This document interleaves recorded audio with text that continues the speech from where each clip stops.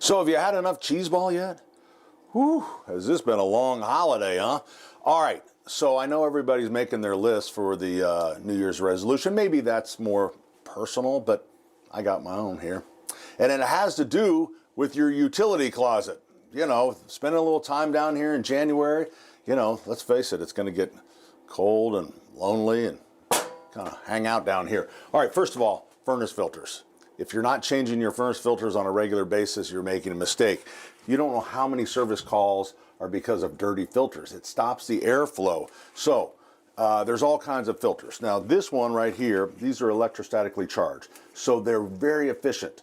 They can hold dirt. I mean, it 100% covers it, can make your house cleaner. My HVAC contractor said I'm too stupid to use these because I forgot to change them all the time.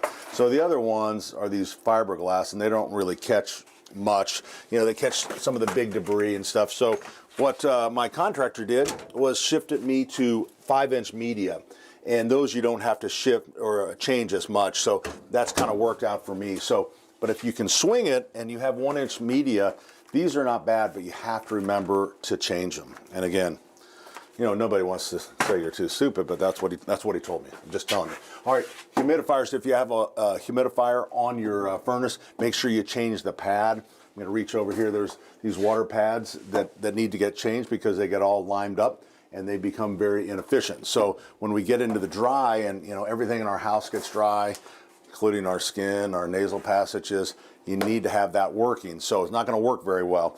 Water heater. The water heater, now you see I have a drain hose on it.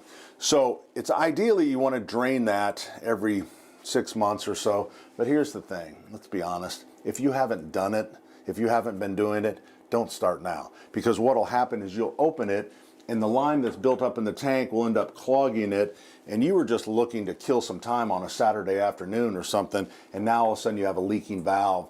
So if you are going to do it, make sure you have a 3/4 inch hose cap that you can cap off this if it does start to drip on you. So, you know, we're not looking for problems here, right? The other thing, if you have a sump pump, some of us have sump pumps in our home, some don't. But a sump pump, the thing about a sump pump, it doesn't give you any warning when it quits.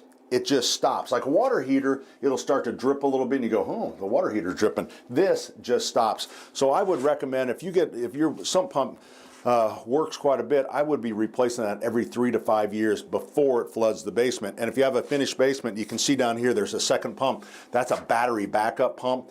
Really important if you have a finished basement, you know, and not just relying on that. So just a few things that you can do to work through these winter months, and here we are, another year.